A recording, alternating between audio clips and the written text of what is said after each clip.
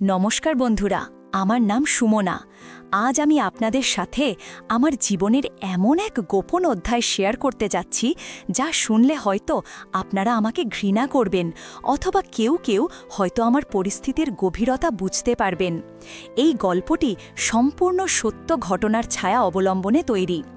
গল্পটি শুরু করার আগে আপনাদের কাছে ছোট্ট একটা অনুরোধ, যারা এখনও আমাদের চ্যানেলটি সাবস্ক্রাইব করেননি তারা এখনই সাবস্ক্রাইব করে বেল আইকনটি ক্লিক করে দিন, যাতে আমার জীবনের পরবর্তী আপডেটগুলো আপনারা মিস না করেন। চলুন আর দেরি না করে মূল ঘটনায় যাওয়া যাক। আমার বিয়ে হয়েছে প্রায় 5 বছর। স্বামী রাশেদ, পেশায় একজন ব্যাংকার। মানুষ হিসেবে রাশেদ ভীষণ ভালো, কিন্তু সমস্যা হলো ও বড্ড বেশি কাজের পাগল।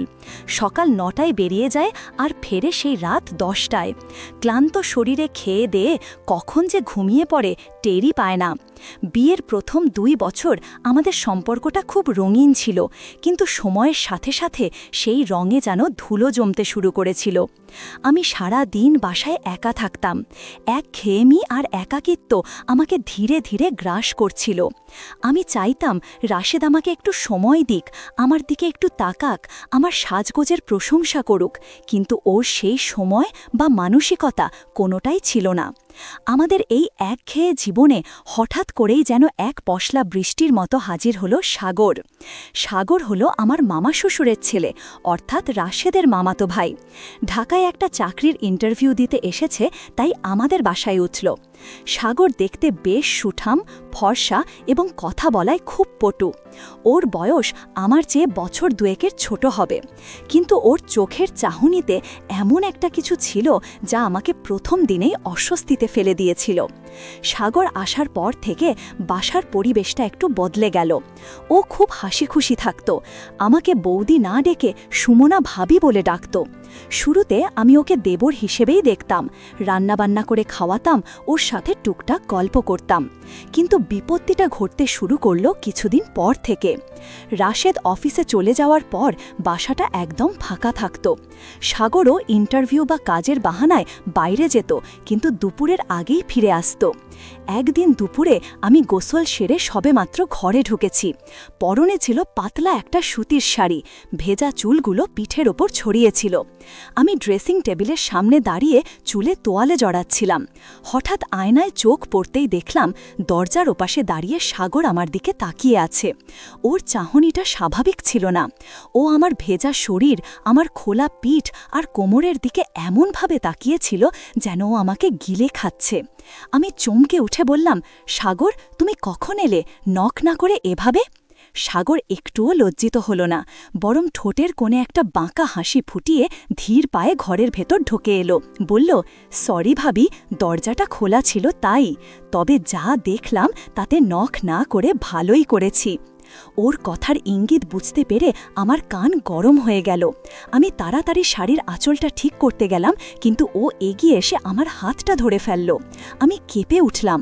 ওর হাতের স্পর্শে আমার শরীরের ভেতর দিয়ে যেন একটা বিদ্যুতের স্রোত বয়ে গেল। আমি হাত ছাড়ানোর চেষ্টা করে বললাম, এসব কি হচ্ছে সাগর, ছাড়ো হাত। সাগর আমার হাতটা ছাড়ল না, বরং আরেকটু কাছে টেনে নিল। ভাবি, ভাইয়া তো তোমাকে কদর করতে জানে না। তুমি কি জানো তুমি কতটা সুন্দরী? এই ভেজা চুলে তোমাকে দেখে আমি আর নিজেকে সামলাতে পারছি না। আমি রাগে আর ভয়ে কাঁপছিলাম। বললাম, সাগর, তুমি সীমা অতিক্রম করছো, আমি রাশেদকে সব বলে দেব। এই কথাটা বলতেই সাগরের মুখের হাসিটা মিলিয়ে গেল। ও পকেট থেকে ওর ফোনটা বের করল, তারপর গ্যালারি ওপেন করে আমার চোখের সামনে ধরল। আমি স্ক্রিনের দিকে তাকিয়ে পাথর হয়ে গেলাম। গত সপ্তাহে ছাদে আমি আমার এক কাজিনের সাথে ফোনে কথা বলছিলাম। আমাদের সম্পর্কটা ছিল বন্ধুত্বের, কিন্তু কথায় কথায় আমরা কিছু পুরনো স্মৃতির কথা বলছিলাম, যা হাসাহাসির ছলে ছিল। সাগর লুকিয়ে সেই কথাগুলোর ভিডিও করেছিল। ভিডিওতে আমার কথাগুলো এমনভাবে শোনা যাচ্ছিল যেন আমি পরকীয়ায় লিপ্ত বা আমার বরের নামে বদনাম করছি। সাগর ফোনটা পকেটে রেখে বলল, দেখো ভাবি, এই ভিডিওটা যদি রাশেদ ভাইয়া বা তোমার শাশুড়ি দেখে তারা কি ভাববে বলো তো? তারা ভাববে তুমি অন্য কারোর সাথে প্রেম করছো। সংসারটা কি টিকবে? আমি আতঙ্কিত হয়ে বললাম, এটা ব্ল্যাকমেল। তুমি এটা করতে পারো না। সাগর আমার কানের কাছে মুখ এনে ফিসফিস করে বলল, আমি ব্ল্যাকমেল করছি না ভাবি, আমি শুধু একটু ভালোবাসা চাইছি। ভাইয়া তো তোমাকে সময় দেয় না, আমি দেব। তুমি শুধু আমাকে একটু আদর করতে দাও, ব্যাস, কেউ জানবে না। সেদিন আমি সাগরকে ধাক্কা দিয়ে ঘর থেকে বের করে দিয়েছিলাম, কিন্তু ভয় আমাকে আচ্ছন্ন করে ফেলেছিল। আমার সাজানো সংসার ভেঙে যাওয়ার ভয়, রাশেদ আমাকে ভুল বুঝবে সেই ভয়। পরের কয়েকটা দিন সাগর আমাকে মানসিকভাবে খুব চাপে রাখল। খাওয়ার টেবিলে পায়ের নিচে দিয়ে আমার পায়ে সুরসুরি দিত, রান্নাঘরে একা পেলে পেছন থেকে এসে ঘেঁষে লাড়াত। আমি প্রতিবাদ করতে গেলেই ও ফোনের দিকে ইঙ্গিত করত। এক বৃষ্টির বিকেলে লোডশেডিং চলছে, রাশেদ ফিরতে দেরি হবে জানিয়েছে। আমি ড্রয়িং রুমে মোমবাতি জ্বালাচ্ছিলাম, হঠাৎ সাগর এসে আমাকে পেছন থেকে জড়িয়ে ধরল। আমি চিৎকার করতে যাচ্ছিলাম, কিন্তু ও আমার মুখ চেপে ধরল। চুপ করো ভাবি। সাগরের গলার স্বর ভারী। আজ আর কোনো না নয়, বাইরে বৃষ্টি, ঘরে আমরা একা, আজ আমাকে ফেরাতে পারবে না। আমি সাগরের বাঁধন থেকে মুক্ত হওয়ার চেষ্টা করলাম, কিন্তু ওর শক্তির কাছে আমি হেরে যাচ্ছিলাম। ও আমাকে ঘুরিয়ে নিজের দিকে ফেরাল। আবছা আলোয় ওর চোখে আমি এক আদিম ক্ষুধা দেখতে পাচ্ছিলাম। অদ্ভুত ব্যাপার হলো, আমার নিজের শরীরের ভেতরও তখন এক অচেনা উত্তেজনা কাজ করছিল। স্বামীর অবহেলায় জমে থাকা অভিমান আর সাগরের এই উগ্র পৌরুষ সব মিলিয়ে আমি যেন নিজের ওপর নিয়ন্ত্রণ হারিয়ে ফেলছিলাম। সাগর আমার কোমরে হাত দিয়ে আমাকে ওর শরীরের সাথে পিষে ধরল। ওর শরীরের উষ্ণতা আমার পাতলা শাড়ি ভেদ করে আমার ত্বকে লাগছিল। আমার হৃদস্পন্দন তখন ট্রেনের গতিতে চলছে। ও যখন আমার ঘাড়ে মুখ গুজে দিল, আমার মুখ দিয়ে অজান্তেই একটা শিহরণ জাগানো শব্দ বেরিয়ে এলো। আমি জানি না সেটা ভয়ের ছিল নাকি ভালো লাগার। ও ফিসফিস করে বলল, দেখলে তো, তোমার শরীরও আমাকেই চায়। রাশেদ ভাইয়া তোমাকে শুধু একটা আসবাবপত্র বানিয়ে রেখেছে, আর আমি তোমাকে নারী হিসেবে অনুভব করছি। ওর কথাগুলো তীরের মতো বিধল, কিন্তু তা ছিল সত্য। আমি আর বাধা দিতে পারলাম না। আমার হাত দুটো সাগরের পিঠের ওপর উঠে গেল। আমি ওর শার্টকা খামচে ধরলাম।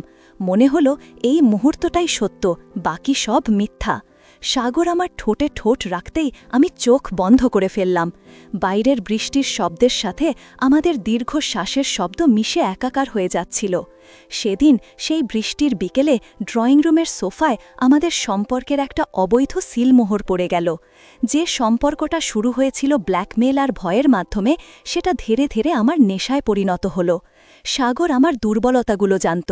ও জানত কোথায় স্পর্শ করলে আমি গলে যাই, কি কথা বললে আমি ওর বশ হয়ে যাই। দিনের পর দিন রাশেদের চোখের আড়ালে আমাদের এই খেলা চলতে থাকল। কখনো রান্নাঘরে, কখনো ছাদে, আবার কখনো আমারই বেডরুমে। সাগর আমাকে ব্ল্যাকমেল করে শুরু করলেও পরে আমি নিজেই ওর কাছে ধরা দিতাম, কারণ ও আমাকে এমন এক সুখ দিচ্ছিল যা আমি গত 5 বছরে পাইনি। কিন্তু মনে মনে আমি জানতাম আমি ভুল করছি, আমি পাপ করছি। বন্ধুরা, আমার এই গল্পটা এখনও শেষ হয়নি। সাগরের এই ব্ল্যাকমেলের শেষ কোথায়? রাশেদ কি কখনো জানতে পারবে আমাদের এই সম্পর্কের কথা, নাকি আমি নিজেই এই জাল থেকে বেরিয়ে আসতে পারব? আপনাদের কি মনে হয় আমার কি করা উচিত ছিল? কমেন্টে অবশ্যই জানাবেন।